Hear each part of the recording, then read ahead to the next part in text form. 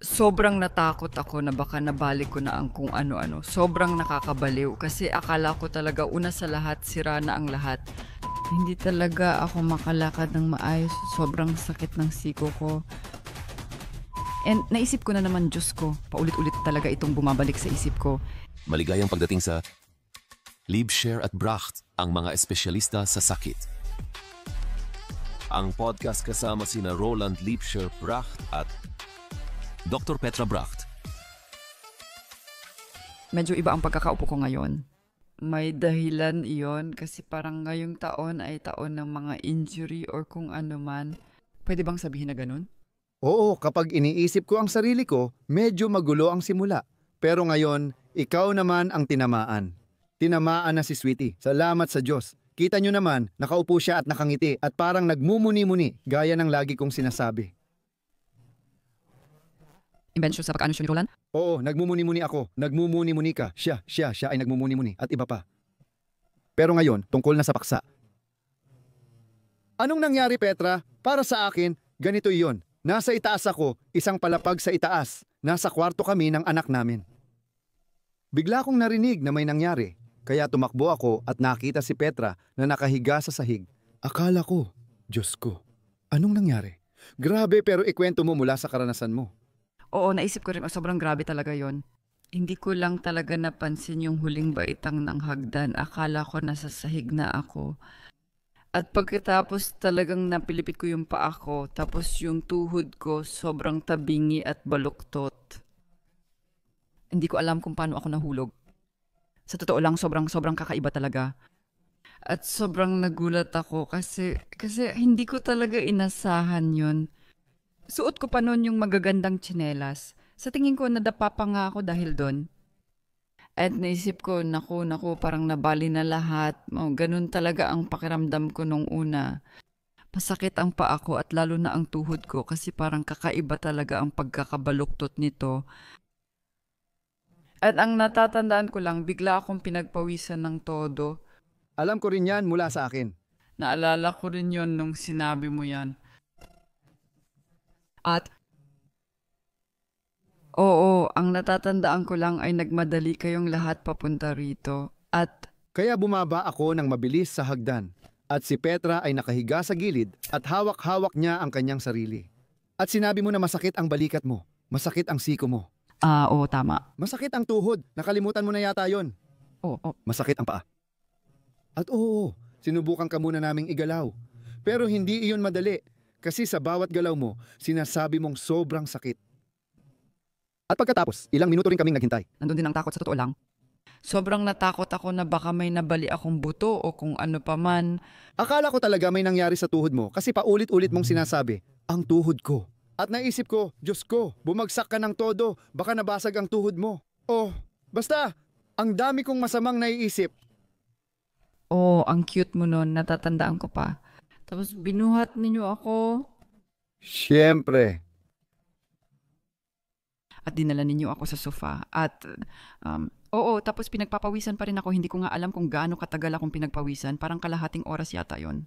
Oo, kumuha kami ng yelo. Pero nung una, walang yelo kaya kinailangan naming balutan ng kung ano. Kapag diretsong sinabi, baka alam nyo rin yon. Sobrang lamig talaga, parang tumatagos at sumisikip ang kalamnan, kaya mas sumasakit. Pero kahit papaano, naging malinaw na mas ang paa talaga ang may problema kaysa sa tuhod. Unti-unti rin lumabas yon, Petra. Matagal din yon bago mo naayos sa sarili mo. Kailangan ko munang ayusin ang sarili ko. Inayos ko naman. Ang weird nga kasi bumagsak ako sa balikat ko pero nasalo ko rin naman ang sarili ko. Ikwento mo ulit kung paano nangyari, gaya ng pinag-usapan natin kanina. Sa huling baitang, akala mo nasa baba ka na, kaya parang napalampas mo yung hakbang. Yung kaliwang paa mo ang nasa unahan. Oo, tama. Yung kaliwang paa ang nasa unahan. At dahil siguro sa tsinelas, ewan ko ba parang nadapa pa ako ulit, pati sa baitang, kasi akala ko lupa na yon. At ayun, gamit ang paa ko. Itong paa ko. Gamit ang itaas ng paa ko, yung ibabaw ng paa. Napaling ko ng ganon. Talagang napaling ng todo pa atras. Sa direksyon na hindi naman talaga dapat mapunta ang paa, kung iisipin mo. And pagkatapos, napaling pa ako palabas. Tapos, naikot ko pa yung kasukasuan ng ganon kasi bumagsak talaga ako doon. Oo, sa tuhod ako tuluyang bumagsak pagkatapos talagang sobrang gulo nun. At syempre sinubukan ko ring sumalo gamit ang kamay ko at parang napahawak din ako gamit ang kanang balikat ko. Yun lang ang natatandaan ko, wala na akong ibang maalala. Alam ko, napansin ko lang na parang may kakaiba sa paa ko. Ang paa ko ay parang sobrang kakaiba. Nasa isang posisyon siya na hindi talaga siya komportable. Oo, talagang naunat ko ng sobra ang paa ko, pati na rin ang mga daliri ng paa ko. Parang nakakapak ka pa rin gamit ang taas ng paa mo. Tapos ganito ulit, ganun nga yon. At sa akin parang may tumatakbo ng pelikula sa isip ko. Ano bang ibig sabihin nito ngayon? Lahat ng pwedeng masira at hindi ako makagalaw ngayon. At paano na yon? Sino ang magluluto? Sino ang mamimili? Sino ang gagawa nito? Sino ang gagawa niyan? Paano ko magagawa lahat ito? Ang dami ko pang kailangang gawin. Pagkatapos may television show pa tayong kailangang harapin, kaya sobrang daming nangyayari nun. Hindi naman talaga kailangan ang lahat ng ito. Naisip ko, Diyos ko, baka hindi na talaga ito gumaling. At alam mo, ito yung mga kakaibang bagay, mga takot na biglang lumilitaw. Sa totoo lang, umupo muna ako at inayos ang sarili ko. Tapos napansin ko na parang balikat ko, wala namang problema sa kanan, wala rin sa kaliwa, wala sa siko. At kaya ko ring igalaw ang pulso ko. At pagkatapos dahan-dahan kong naramdaman ang tuhod ko kasi sobrang takot talaga ako doon. Habang ginagawa namin yon, nilalamigan namin ng yelo, by the way. Oo, habang ginagawa namin, sinisikap naming ilagay ang mga ice cubes sa ibabaw ng paa doon sa pinakamasakit na parte kung saan malamang napunit ng husto ang litid. Pero hindi pa namin alam yon nung oras na yon kasi kakapangyari lang talaga. Wala pang pamamaga, wala pang pasa. Kaya tuloy-tuloy kaming naglalagay ng yelo habang ikaw ay nag-aayos. Tama. Medyo kumalma na ako pagkatapos naming, sa tingin ko, mga 1.5 oras kaming nagpalamig at saka ako nakahinga ng mas malalim ulit kasi nung una medyo natakot at nataranta talaga ako. Oo. Pero ang cute nyo talaga, ang saya na nandoon kayo at tinulungan nyo ako. Medyo kumalma ulit ako at doon ko na-realize na may nangyari talaga sa paa ko. Kung ano ang nangyari sa paa ko, hindi ko pa alam noon. Pinisil ko ang aking bukong-bukong at alam ko na kahit papaano na parang bali ito. Doon ako biglang nakasigurado na wala akong nabali at saka ako huminga ng malalim. Sobrang kakaiba kasi akala ko talaga nung una sira na lahat pero doon ako talagang nakasigurado. At sinabi rin namin agad-agad at ikaw rin mismo kasi si Petra ay ilang taon na ring seryosong nagsasanay ng positibong lakas. Sa tingin ko, maganda yon, syempre pati na rin ang pagunat. Pero lalo na kapag pinagsama sa iyong pagsasanay ng lakas. Sa tingin ko, mahalaga yon kasi hindi ko alam paano matatapos ang pagbagsak kung wala yon. Kasi kung paano ka bumagsak, direktang buo ang bigat ng katawan mo sa tuhod tapos sa batong semento pa. At pati yata sa balakang ko bumagsak din ako. Pero alam mo ba, sa tingin ko dapat ko talagang sabihin ulit na sa kaliwa kong tuhod palagi akong may nararamdaman na parang may kakaiba. Parang tuhod ng buhay ko yan. Tama, tuhod ng buhay ko yan, na nagsimula na nung 13 anyos pa lang ako sa kasamaang palad. Ano bang nangyari talaga noon? Hindi, ibig kong sabihin, ano ba talaga ang ginawa noon? May naramdaman akong sakit sa kaliwa kong tuhod, kaya pumunta ako sa orthopedist at sinabi ng orthopedist na iyon na meniscus ko raw ang may problema. At nilagyan niya ako ng gips sa tuhod na ito ng 6 na linggo. At para sa akin, nakakatuwa yon. Oo, isang buong gips mula taas hanggang baba. Mula saan hanggang saan ang gips? Mula dito hanggang sa ibaba. Clar, dahil sa pananakit ng tuhod. Oo, pakiulit ng malinaw para walang hindi pagkakaintindihan na syempre ay para rin sa akin. Nasabi mo na ito dati, pero ngayon ko lang ulit ito naririnig at naiintindihan. Tungkol ito sa pananakit ng tuhod na madaling nawawala kapag nirelax ang kalamnan. At doon, nilagyan ka ng gips mula balakang pababa hanggang saan eksakto? Hanggang sa harap ng bukong-bukong. Hanggang bukong-bukong. Diyos ko, kaya tumigas lalo tuhod mo. Naging matigas. Sa anong posisyon? Tuwid. Iniuna, pinatigas. Ayos, ang galing. Sobrang baliw. At yun ay 2 araw bago ako magkumpirmasyon, tinanggal na ang gips ko. Kaya parang ang buong panahon na may gips ako ay kakaiba talaga para sa akin. Doon pakiramdam ko ay kakaiba ako dahil sa gips ko kumpara sa lahat ng iba na walang gips. Lahat sila nagsulat sa gips ko at nagbigay ng pagbati at hiling para sa akin. Maganda rin naman yon sa isang banda, Sian. Hindi ko talaga kailanman naisip na may mali doon. Oh, siyempre.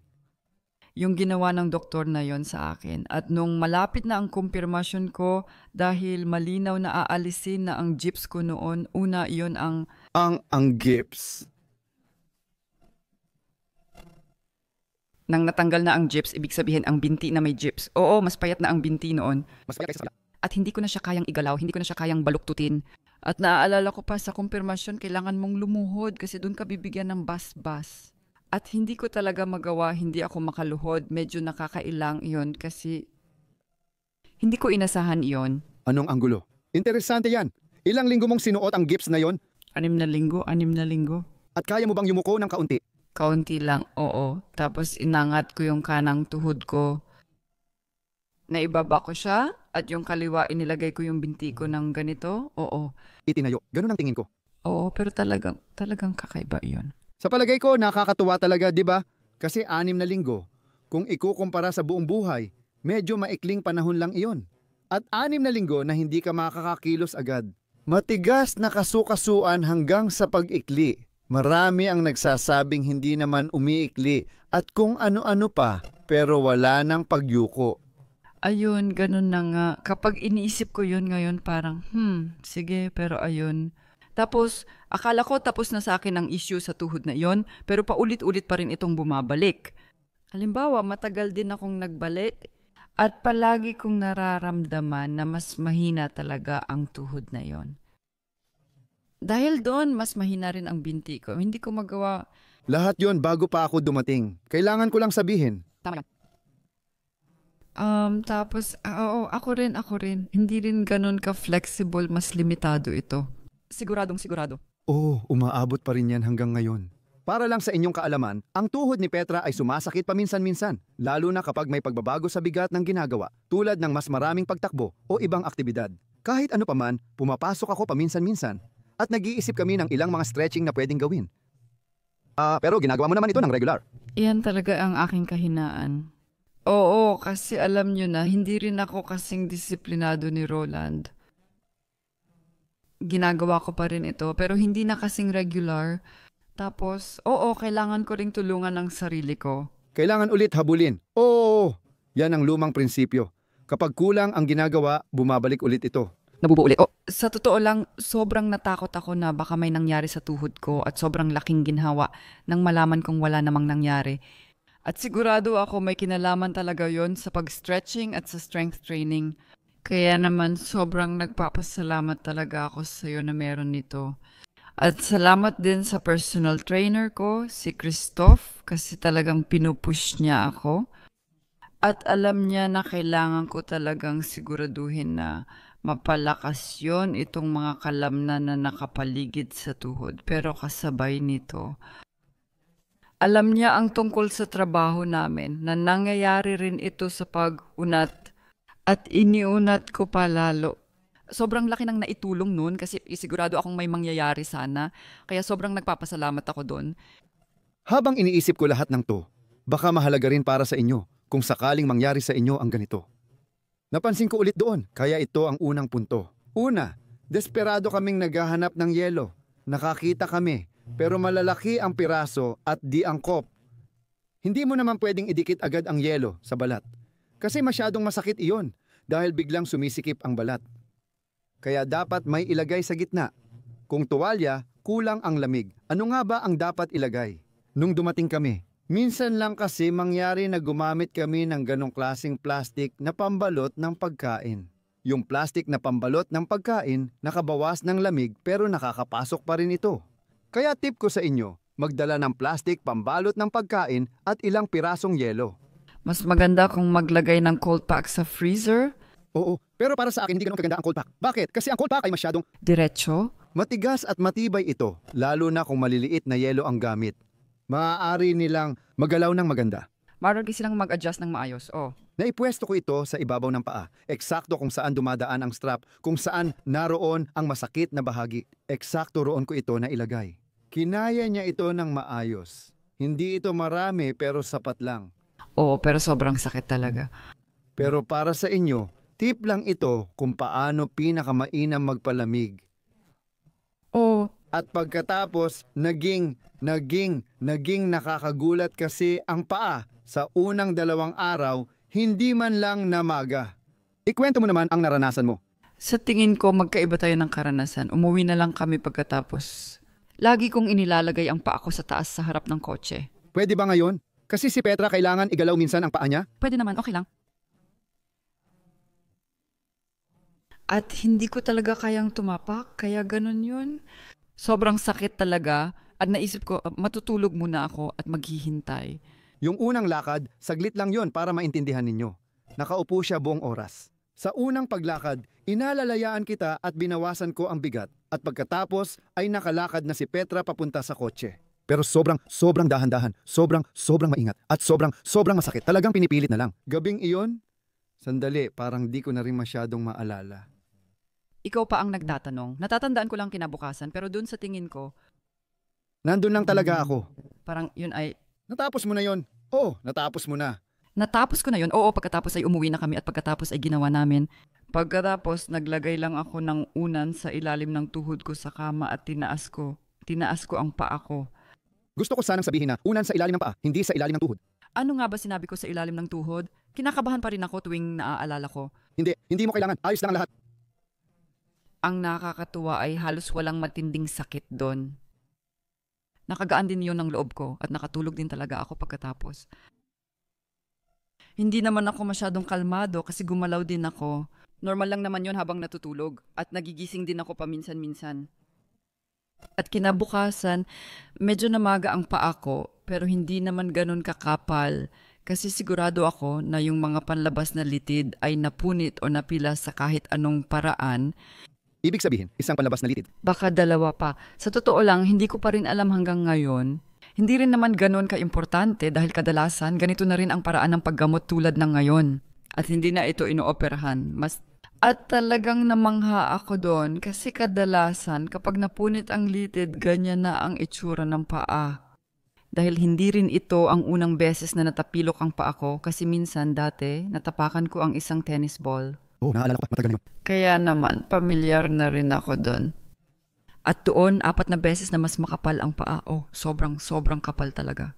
Para sa akin, masasabi ko na payat siya, payat talaga. Sa unang 2 araw, halos walang pinagkaiba sa kabila, maliban sa kulay. Siguro napakakaunti lang talaga, pero Makikita mo ang sarili mo mula ulo hanggang paa. kita mo kayang makita. Hindi mo makita. Nakakakilig, di ba? Ako nakita ko sila, si Petra hindi niya nakita. Sige na nga, hayaan na lang natin. Magkasundo tayo sa gitna. Namaga siguro yon, pero sobrang nagulat ako kasi inasahan ko na kinabukasan, ako rin. Ako rin. Namaga at kumapal ba ang paa mo? Lumitaw ang kulay pero hindi ganun ang nangyari. Tama. Lumabas ang kulay. Una, lumitaw ito sa itaas, doon sa parte kung saan napunit ang litid. Pagkalipas ng ilang araw, lumipat ito sa talampakan at mga daliri sa paa. Anong mga daliri sa paa ay lahat. Kasi at totoo, lahat ng 5 daliri sa paa sa harap at likod, mayroong asul na guhit na makikita pa rin hanggang ngayon. Yun ay ngayon lang talaga. Kinunan namin iyon ng litrato. Siguro, ayokong mangako ng sobra. Hindi ko alam kung gagana ito sa technical na paraan, pero baka pwede ninyong ipakita kung gusto ninyong makita kung ano ang itsura ng paa ni Petra o kung ano pa rin ang itsura nito ngayon. Asul pa rin iyon, kahit ilang araw na ang lumipas. O 9 na araw na ngayon, medyo matagal pero unti-unti namang kumukupas ang kulay. At ang nakakatuwa lang talaga para sa akin, nung gabi nagising ako at tumayo, akala ko hindi ko talaga kaya, hindi ako makalakad. Sinabi ko, kung kailangan mong magbanyo, tutulungan kita. At kinabukasan ng umaga, pagkatapos ay bumangon ako at pagkatapos ay nakalakad na ulit ako ng kaunti, kahit papaano ay kaunti. Hindi naman ako nakaramdam ng sobrang sama ng pakiramdam, hindi tulad ng gabing iyon na sobrang sakit at sa tingin ko ay ayos na yun para sa akin. At pagkatapos ikaw ang unang nag-alaga sa akin, naalala ko pa yon. At nanatili lang akong nakahiga at wala akong naramdamang sakit kahit nagpapahinga ako. Halos hindi ko talaga naramdaman, napansin ko lang na may nangyayari na parang may gumagana sa loob. Oo, at pagkatapos, naisip ko na lang, sige maghintay na lang ulit ako hanggang sa matapos ito. And umaasa pa rin ako na sana sa loob ng 1 linggo wala na akong maramdaman. Oo, pero ako pa rin. Mga pansamantalang impormasyon lang. Napansin ko talaga, sobrang pagod ka. Sobrang pagod. Oo, nung sumunod na araw, nagkamayan lang tayo ng balikat at siko. Ay, oo nga, nagawa ko na pala. Sobrang sumakit ang siko ko pati pulso ko at hindi ko agad alam kung ano yon. Malinaw, pananakit ng balikat. May nararamdaman ba ako rito? Ako. May naramdaman ka sa balikat mo. Oo, sigurado, may naramdaman ako sa balikat ko pero pananakit lang ng kalamnan iyon. Pananakit ng kalamnan galing sa balikat. Dahil sa pagkahulog. Dahil sa pagkakahulog. Oo, lahat ng ito, lahat ng tensyon, lahat ng pagkontrata ng katawan para protektahan ang sarili kasi kailangan ninyong maintindihan. Kapag may ganitong pagkakahulog, ang katawan ay nasa lubos na alerto. At ang nangyayari kapag ganito, talagang tumitigas at naninikip ang katawan. Bakit? Para maprotektahan ang sarili at maiwasan ang masama. Lahat ng tensyon na ito para sa proteksyon at sa aking karanasan, ang pag-urong ng katawan para magprotekta. Sa tingin ko, ito ang dahilan kung bakit sumasakit agad ang ilang bahagi ng katawan dahil sa biglang taas ng tensyon. At alam ko rin, itinulak ko lang palayo yon. At pagkatapos, tapos na rin yon. Hindi, sa balikat, siko, pulsuhan, tapos na. Pero masakit pa rin lagi ang paa ko. Mula 100 pababa sa 30 kapag pinipisil ko, nabawasan lahat. Ganun ang naging takbo ng lahat. Pero napansin ko, minsan buong araw ka na lang nakahiga at nagpapahinga lang. 2 araw. At talagang naramdaman ko ito sa katawan ko. Nakatuon ang buong katawan ni Petra sa pag-regenerate kaya parang lahat inaayos, ginagalaw at maraming enerhiya ang kailangan. Kumain lang ako ng pakwan. Oh, wala talagang kinain, humiga lang. Ako rin at naramdaman mong nagre-repair ang katawan mo. Ganon din ako nitong mga nakaraang araw. Tumayo rin ako ulit at naglakad-lakad ng kaunti. At napansin ko talaga na tuwing naglalakad ako, namamagay yung paa ko. Oo, para sa akin ganun nga. Ginagawa naman talaga namin palagi. Mas maaga mong magalaw, mas mabuti. At yun din ang ginawa namin. At syempre, kapag kailangan mong magbanyo, kailangan mo talagang gumalaw. At isa pang tip para sa inyo mula sa akin, kung sakaling mangyari sa inyo ito, pwede kayong gumalaw. Walang problema doon. At hindi nyo rin kailangang matakot na baka lumala pa, o mas mapunit pa, o kung anuman. Kasi kailangan ninyong isipin ito base sa biomekanika. Sa pagbagsak ni Petra, sobrang lakas talaga ng puwersa, pinakamataas na antas. Na talagang napakataas. Mas bumilis na rin ako, mga ganon. Oo, mabilis, malakas, nakakasira yon. Doon nangyayari ang mga injury. Kung walang bilis at liksi, halos imposibleng magka-injury. Oo, at sa sandaling biglang humatak yon, nagkakaroon ng mga punit. Ang estruktura, bumibigay sa bahaging hindi na kaya. Pero pagdating sa paglalakad, hindi nyo kailangang matakot.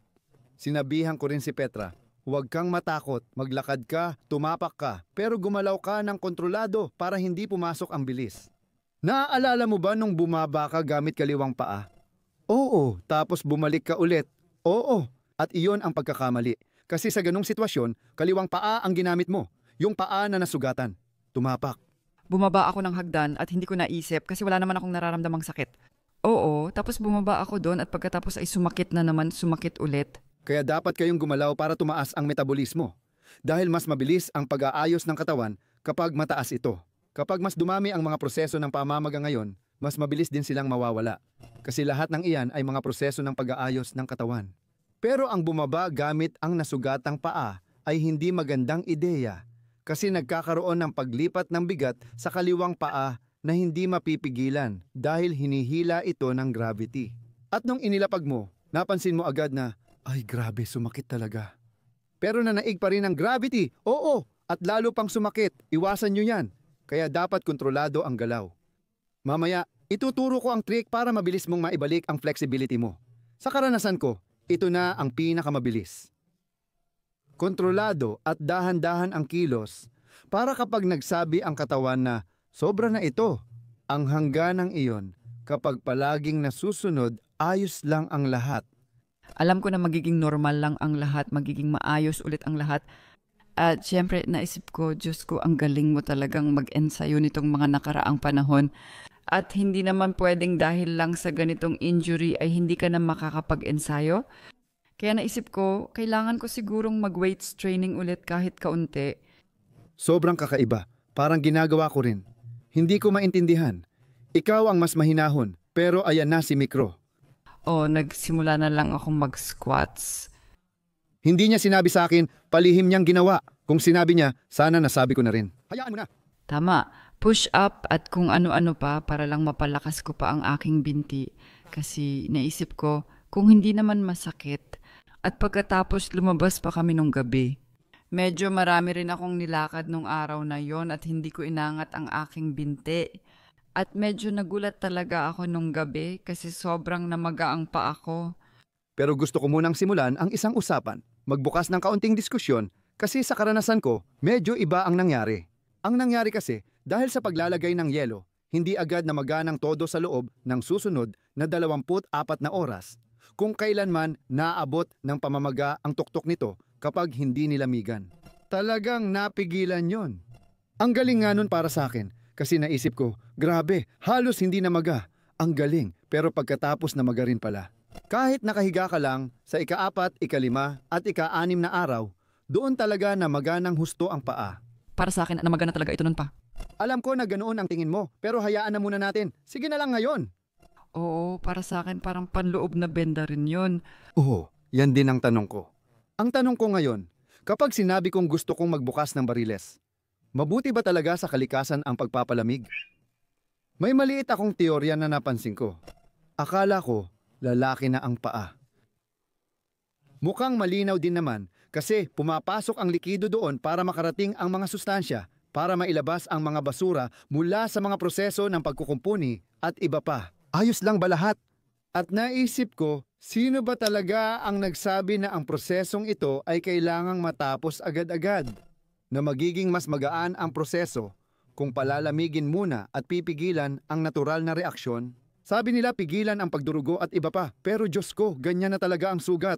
At baka mahalaga rin na dumugo ito para ma-activate din lahat ng mga prosesong kailangan.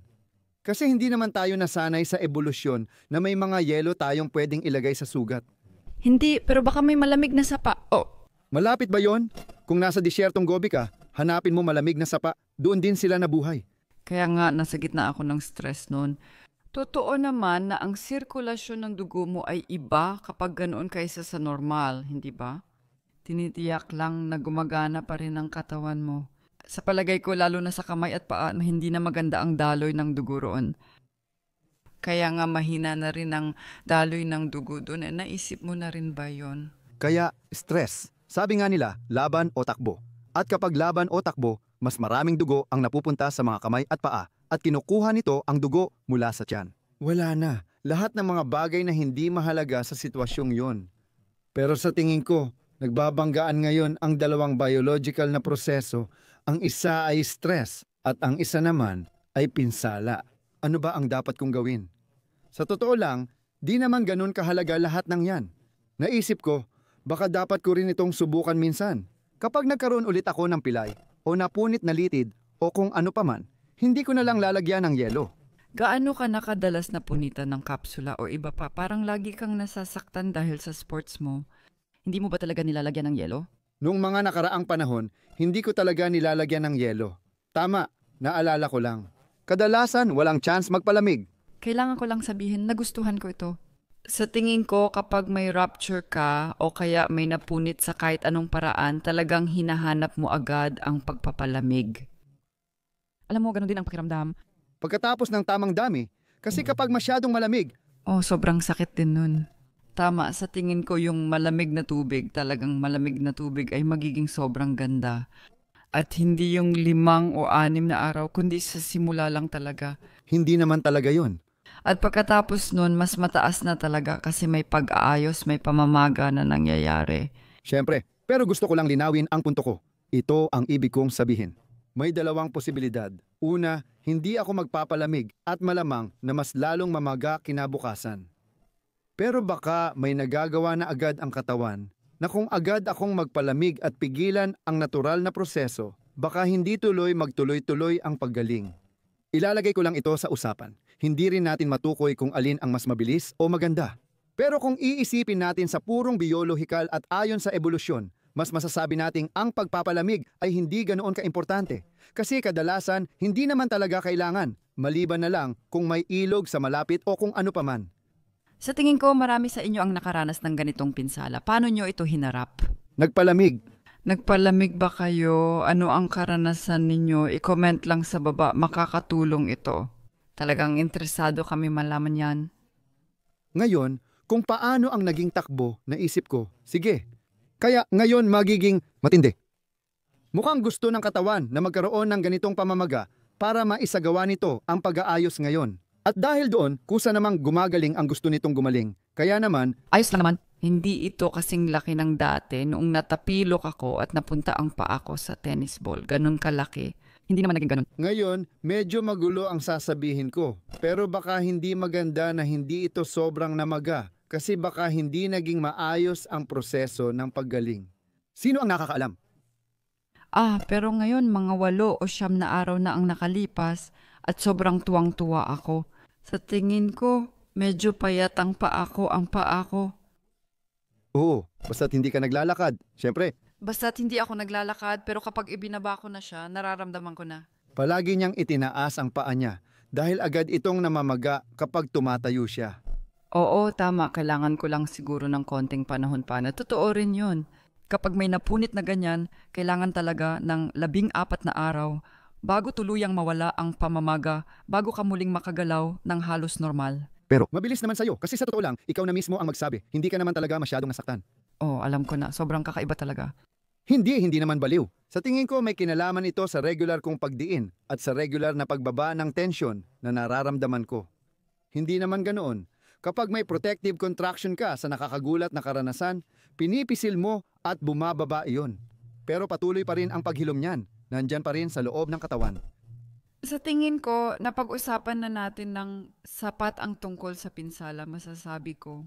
Gusto ko lang ibigay sa iyo ang tip na ito. Hindi ko alam kung ano ang sasabihin mo ngayon. Hindi. Gusto ko lang sabihin na may epekto rin talaga ito sa akin tungkol sa pagiging maingat pero pag-uusapan pa natin yan. Siguro bigyan ko muna kayo ng tip. Hindi, unahin muna natin ang pagiging maingat. Ibibigay ko ang tip pagkatapos. Kaya, kung paano mo mabilis na maibabalik ang buong galaw ng katawan mo? Para sa akin, ayon sa aking palagay, ito ang pinakamabilis na paraan. Oo, at kasabay nito, ito rin ang pinakamaingat. Pero ang punto ng pagiging maingat ay siyempre isang mahalagang usapin. Oo, kaya nga nangyari lang talaga ito sa akin dahil ang isip ko ay nasa ibang lugar na naman habang bumababa ako ng hagdan.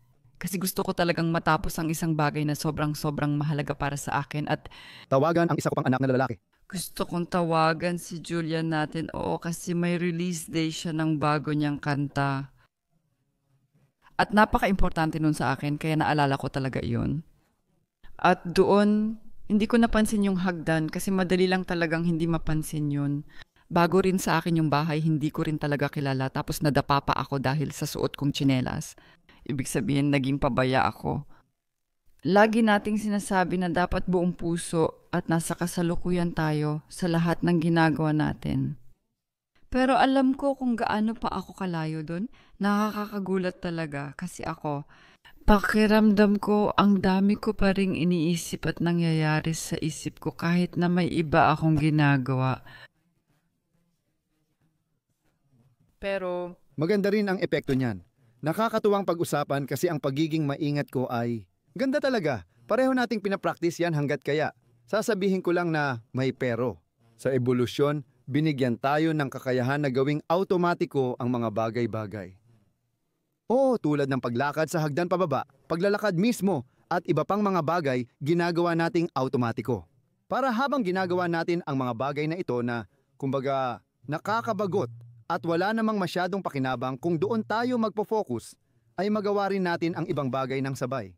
Magandang epekto rin yon. Sa tingin ko, tama siguro ang gitna. Kasi kung puro automatiko lang, parang robot lang na walang pakialam, malamang hindi talaga yon solusyon. Pero kung puro pag-iingat lang, pwede ring maging solusyon. Pero sa mundo ngayon, kung saan ang dami talagang kailangang gawin, pati na rin sa isip, ang dami ring kailangang asikasuhin. Ako, ginagawa ko ito sa praktikal na paraan. Naglalakad ako. At syempre, pinakamaganda sana kung nakatutok ako sa bawat hakbang ko. Kung ano, magandang uri ng walking meditation para sa katawan at isip. Nakaka-relax at naa-activate ang vagus nerve. Oo, pero ako'y nagmamadali at baka may problema akong kailangang lutasin. Isipin mo yung pag-uusap, oo nga. Habang naglalakad, kasama ang iyong partner, ang pag-uusap habang naglalakad ay isang mahusay na paggamit ng oras. Pero siyempre, ang pag-uusap naming dalawa ay maaaring tungkol sa isang problema o simpleng pagpaplano lang. Mentally may oras para doon at dumadaloy lang talaga ito habang kusa namang gumagalaw ang katawan. May maganda rin namang naidudulot yon. At sa tingin ko, malamang nasa gitna ang solusyon. Nasasabihin mo sa sarili mong, okay, lalo na kapag ganito. Paano ko ba sasabihin kapag may kaunting panganib na kapag hindi ako maingat sa kasalukuyan kong sandali, may mangyayaring hindi inaasahan? Halimbawa, pagmamaneho ng kotse. Hindi magandang ideya ang magmaneho habang gumagamit ng telepono dahil nawawala ang atensyon mo sa kalsada, lalo na kung may batang tatawid. Hindi dapat ginagawa ito. Pero kung ganun, Hindi mo rin dapat makipag-usap habang nagmamaneho. Para sa akin, masama ang tumingin sa cellphone habang nagmamaneho pero okay lang makipag-usap. Para sa akin, ang sining ay nasa paraan ng pagtingin o pag-unawa. Gaano karaming pag-iingat ang dapat kong ibigay sa sitwasyon ngayon at gaano karami? Kung walang nalalagay sa panganib, pwedeng gawing automatiko tulad ng sa pagmamaneho ng kotse o katulad na gawain. Pero sa hagdan, base sa karanasan ko, pati na rin sa bangka noong simula ng taon. Oo. Tuwing aakyat ako kahit saan o sa hagdan, kapag may tsansang mahulog, lalo na kung malalim ang babagsakan. 1 metro at 70 sentimetro ang bagsak ko sa likod. Ayokong maranasan ulit yon, kaya magiging maingat na talaga ako. Tinitrain ko na ang sarili ko ngayon. Oo, pero sa kabilang banda, kung puro pag-iingat lang ang gagawin natin, baka wala na tayong maisip na mga ideya para sa susunod. Alam ko na kapag naglalakad or tumatakbo ako, doon ako nakakaisip ng magagandang ideya. Yun ang gusto ko. Simple at maganda talaga. Kaya natin ito ginagawa. Basta maglakad lang ng ganoon. Sa tabing dagat, walang bato, bangin o hagdan, puting buhangin lang, pantay at walang lubak. Mas posible iyon kaysa sa bundok habang umaakyat. Malinaw iyon. Talagang. At ang mga spouses sanay sa pagiging maingat ay maari mo talagang isama, ayos lang yon. Mas mainam kapag nakaupo at nagmumuni-muni, nagiging maingat ka. Oo, pero mas mainam maging maingat sa araw-araw. Iyon ang mas mataas na antas. Pero sa tingin ko kailangan talagang magkasabay itong gawin. May mungkahi ako.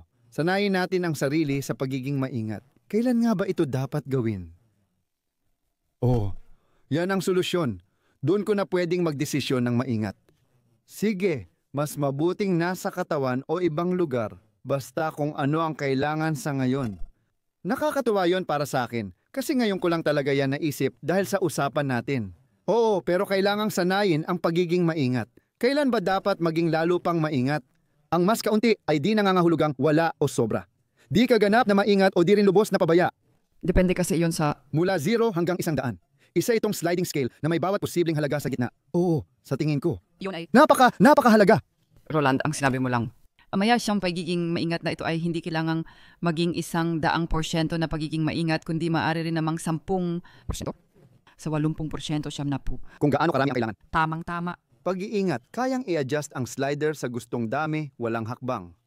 Iyon ang isang naisip ko at pagkatapos ay naisip ko rin, Diyos ko, gaano kabilis magbago ang lahat ng bagay. Kasi kung mas nasaktan pa ako, ewan ko na lang. Alam mo, yung sinabi ni Raul, hindi na natin masyadong napag-usapan yun kasi sa gabing yun, hindi dapat magkaroon ng mga nakakagulat na resulta, nakakagulat na usapan o mga negatibo. Sinabi ni Raul na ang ulo mo ay ganito kalayo mula sa sulok ng card na yun, mula sa gilid ng hagdan, nung nahulog ka. Kita naman talaga, nakita niya, nakatayo siya sa tabi. Mukhang ganun, Kaya ayun, tungkol lang doon, kung paano biglang nagbago ang lahat. Dahil doon. Pero naging maayos naman ang lahat. Naging maayos ang lahat at maayos din ako at natutuwa ako na ganito ang kinalabasan. Nagpapahinga pa ako ng kaunti dahil kailangan ng binti ko pero may oras pa ako. Maganda rin naman yon. 1 linggo pa ako, kailangan ko talagang mailabas ito ngayon dahil nakakabaliw na. May mga kaibigan kami dito sa amin. Nag-usap kami ni Maria at sinabi ko hindi ko talaga alam kung bakit. Hinahanap-hanap ko ngayon ang katahimikan, yung totoong katahimikan. At pagkatapos, nagkaroon kami. Sinabi ko, alam mo, At nung nakaraang taon, sobrang dami nang nangyari at doon talaga ako nagkasunod-sunod ng matinding sipon. Kapag may sipon o sakit ako, ginagawa ko lagi, hihiga lang ako at maghihintay hanggang gumaan ang pakiramdam ko bago bumangon.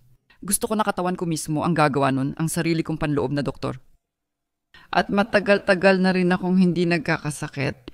Hinangad ko talaga ang katahimikan dahil ang dami nang nangyayari sa amin. Kahit maganda naman, mahal ko rin naman ang ganitong buhay, pero hinangad ko pa rin ang katahimikan.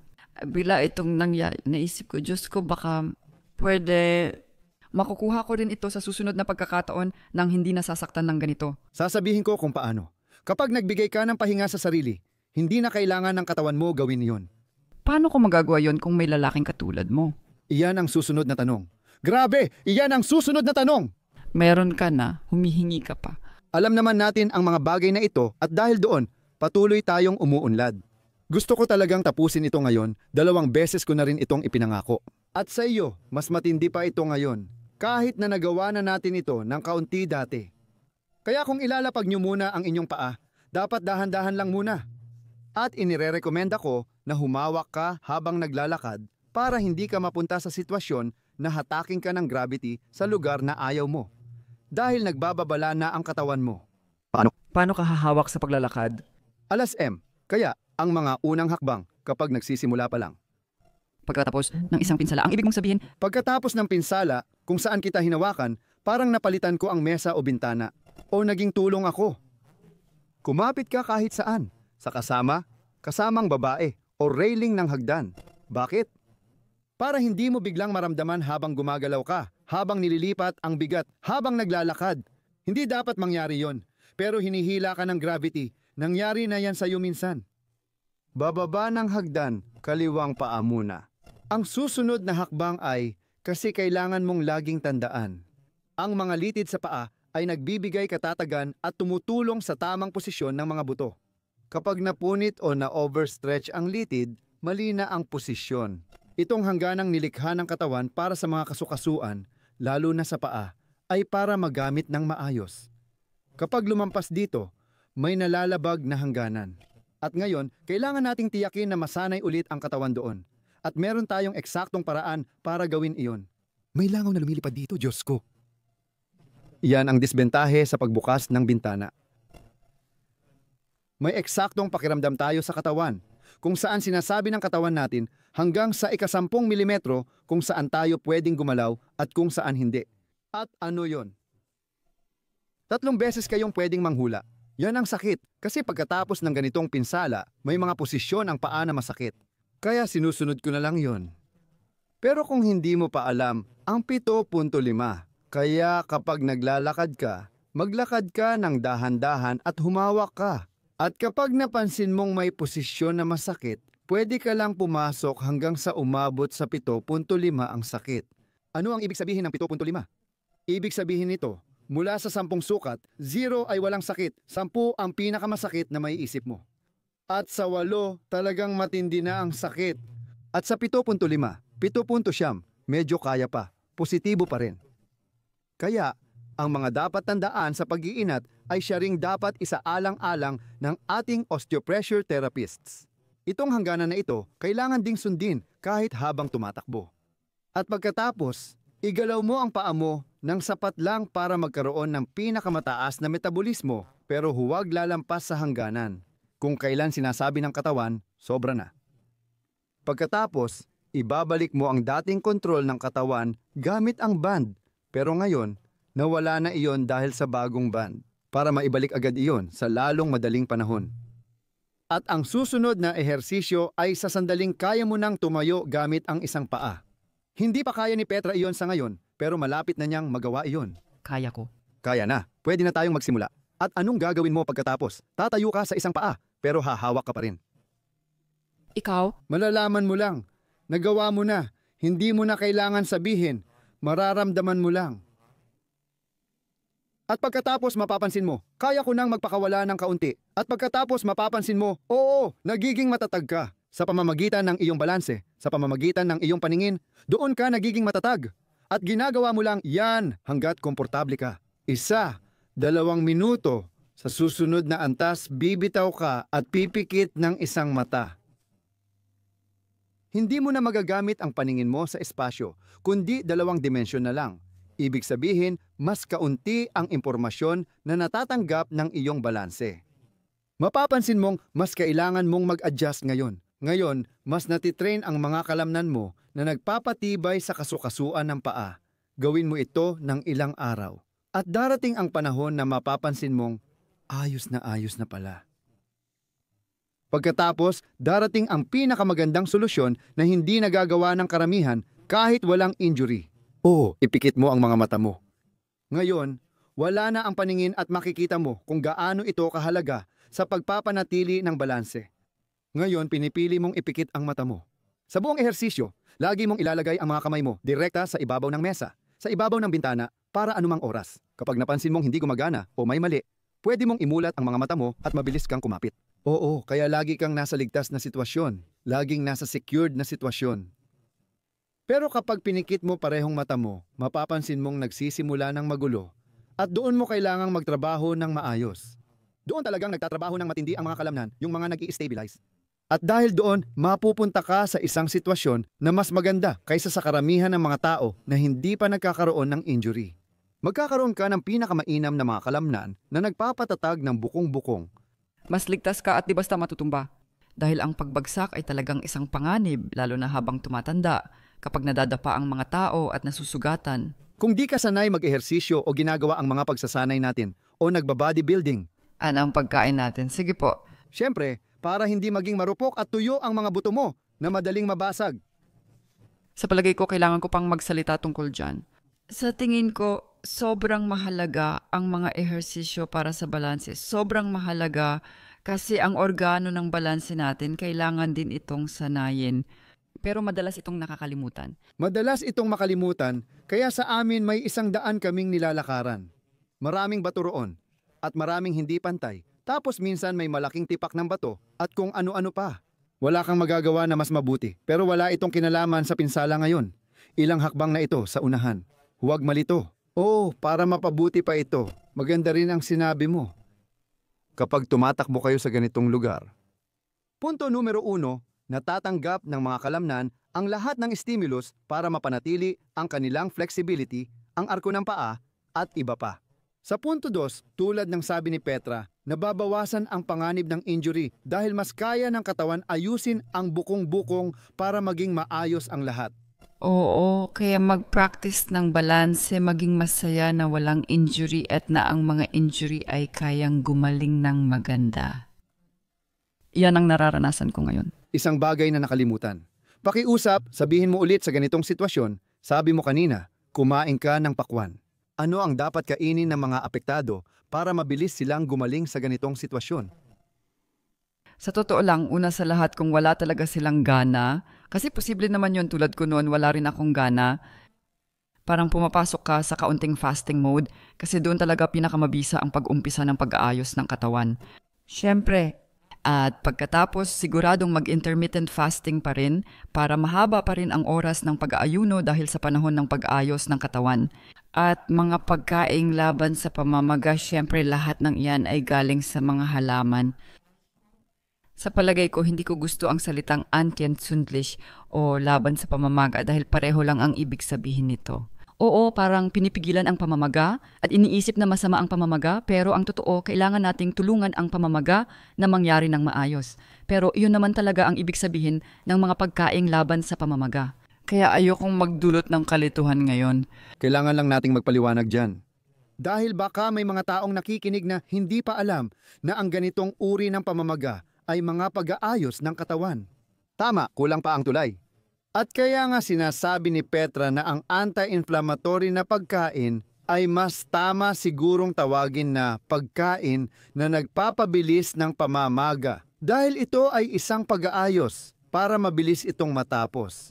Tama. Pero hindi para pigilan ang pamamaga. Sa ibig sabihin nakukuha ako ng kung anong kemikal o allopathic na gamot na pumipigil sa pamamaga. Dahil iyon ay laban sa kung ano talaga ang layunin ng pagkukumpuni. Oo, tama ka. Kaya ito ay maikli at malinaw na buod. Maikling buod. Oo. Ako? Nais ko pa rin ang iyong paggaling at magdadasal ako para maging maayos ang lahat. Oo, nagpapasalamat din ako sa'yo para doon. Masarap sa pakiramdam na malapit lang ang therapist. Oo, ini-enjoy ko rin yan ngayon. Maganda yan. Salamat sa'yo at sa inyo. Salamat sa pakikinig ngayon. Umaasa ako na ngayong taon ay wala nang dadating na mga kakaibang balita tungkol sa injury. Kahit na, laging magandang pagkakataon ito para gawin ang podcast. Oo naman, pero biro lang yon. Hindi na natin ulitin yon, please. Upang matuto at maibahagi ang ating karanasan kasi tao lang naman tayo. Sa ganong diwa, ingat hanggang sa muli. Ingat kayo. At kung gusto ninyong mag-iwan ng magandang rating sa amin, dahil maganda ang pakiramdam ninyo, may natutunan kayo at may narinig na interesting pagkatapos ng podcast, pakirate kami sa Spotify at Apple. Pero, Aayos din yan. Paalam. Tschüss! paalam.